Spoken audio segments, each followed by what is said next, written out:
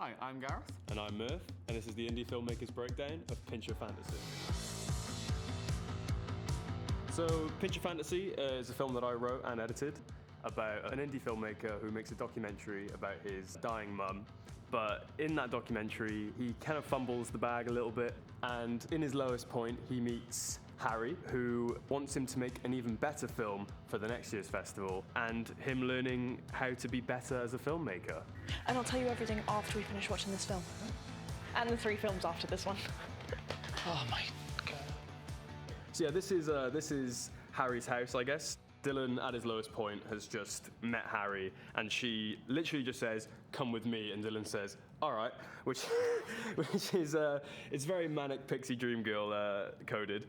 We didn't want the cinematography to be too complicated. Oh yeah, right? no. Yeah, this 2-shot was used even later in the film. Yeah. Like this is like one of the staple shots, and I kind of like that in films, how there's like a sort of motif going, and that's what we kind of went with, nice. which was great. Yeah. One thing that I very much, as DOP, like about this shot is I love the depth to it. The back is quite orange and red, but the sides are more blue because of the reflection from the TV. I just love that depth to it, which was also a great help with the set designers. They did a brilliant job with the this. set deck were great because I think the majority of what they did was just add these lovely tarpauling all over our producer Corbin's house. Actually, we completely redesigned his living room. We moved the sofa and everything. We moved the sofa and everything.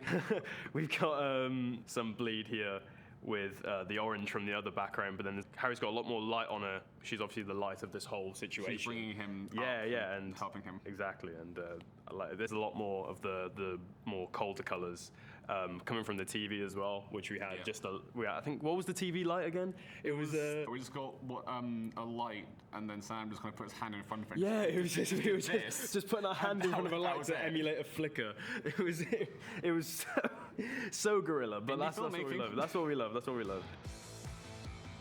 So this shot wasn't gotten with the main crux of the film, the main crux of the shooting, because we shot the whole film over just 5 consecutive days. It was so intense. That's but mental. We woke up at like 4 a.m. in the morning one day to go down to the location of Dylan's house, set up the camera in one position, and then watch Daredevil.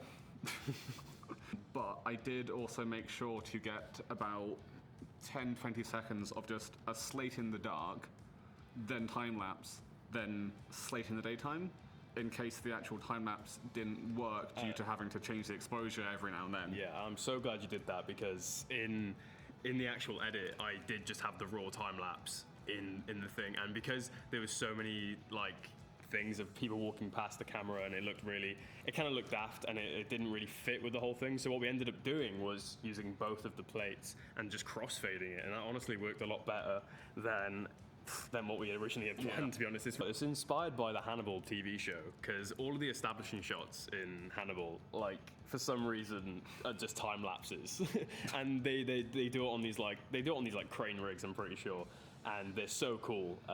And I was like, I kind of want a little nod to that, because it's a really great TV show. Before we move on, I just want to say the camera battery looks like it's about to die. Don't worry about that. Okay. Don't worry about the camera itself will run for another 20 minutes. Oh, okay, you're welcome. You can't get away from it. I'm sorry, He's micromanaging the cameras on set. This little guy on this TV. By the way, this TV we got on Facebook Marketplace, and it was an absolute steal. But the actual film showing on it was actually one of the parody films that we made in trying to promote the GoFundMe for this film. Because we wanted Dylan to be, a film nerd, and we wanted his room to be full of film posters, but obviously that has massive copyright issues. Yeah. So we just kind of spent a long time just taking a bunch of popular movies and just making parody names of them. We shot 10 Agreeable Men, we shot Pulp Frenchman, and then also Bite Club. And they were all shot to promote our GoFundMe to raise more money to make the film. And in the end, one of them made it into the final film here on the screen that they're watching. And it worked really well. It was so scuffed though, because for some reason, not for some reason, this is a 25-year-old piece of technology. We tried to get my laptop to just plug into the TV, and it was all sorts of hell. This wire actually is just directly I'm sat right here. Like, I'm literally sat right in front of Dylan there, and I'm just making sure, because sometimes the TV would just turn off. It was an absolute, it was horrendous. Wasn't there like 3 different like adapters you have to plug in? Yeah, it was crazy. I don't even remember. If you want to look at these parody films, they're on the Pinch of Fantasy Film Instagram. Which they're fun. They're nothing serious. They're like 1 minute to 2 minutes each. They're starring all of the crew basically, and so it's just a bit of fun. Yeah, I absolutely love doing the promotional stuff for Instagram. That was so much fun. I watched films. I love Jurassic Park. Pulp Frenchman.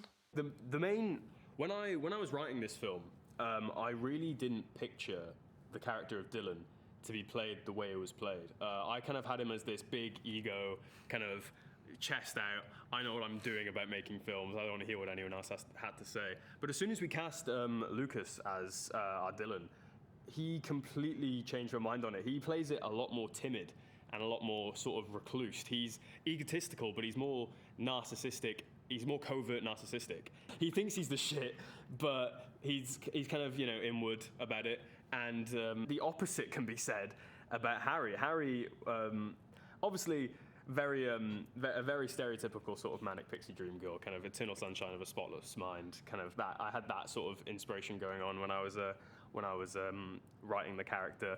And George, who plays Harry, absolutely knocked it out of the park. Like, we got it quite late on as well in production. Like, I think it would have been maybe a week and a half, maybe 2 weeks before shooting. We were in dire need of an actor to play Harry, and the scheduling was, we were a bit behind on everything, and we were like, is this even going to be able to get made? And thankfully, from the depths came George, and she saved our lives. You're going to find what it is that you're missing and apply it to the next one. A film that is going to leave a mark at the festival next year.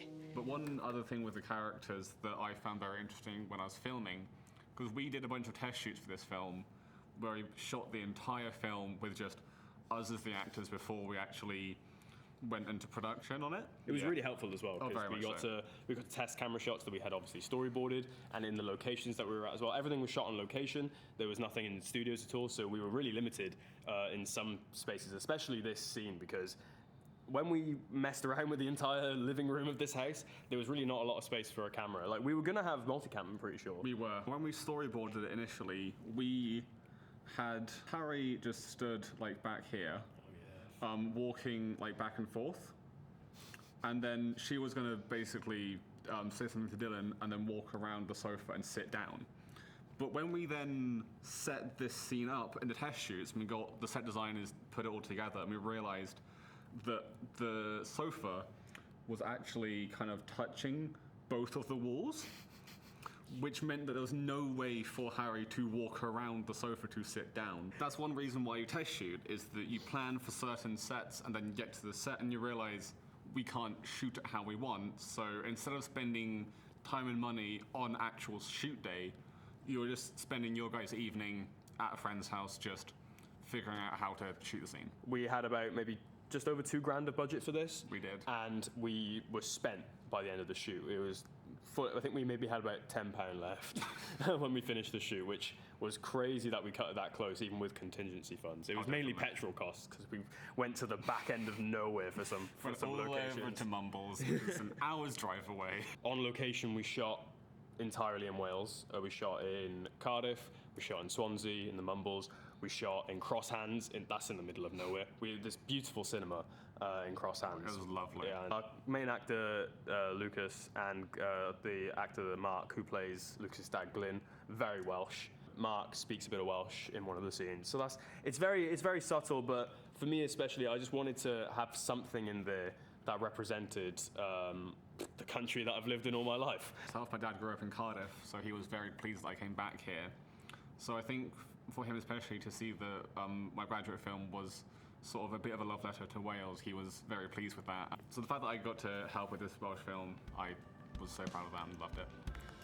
I'm very honoured that this film actually won the Best Student Drama at the Royal Television Society Cymru Awards recently, and yeah, it honestly it's vindicating because the amount of imposter syndrome that I personally had when making it, it's made me feel a lot better and a lot more comfortable with my ability, especially in this field, and yeah, I can't express enough how grateful I am, and all the festivals that it's been to as well, both in Cardiff, in Nantes. Definitely, there's been some other countries as well that I don't remember. I think you went to India at one point, I think. I think so. Yeah, it's been everywhere. But yeah, like I'm grateful that it's being seen by lots of eyes. And I've got to ask, why explosions?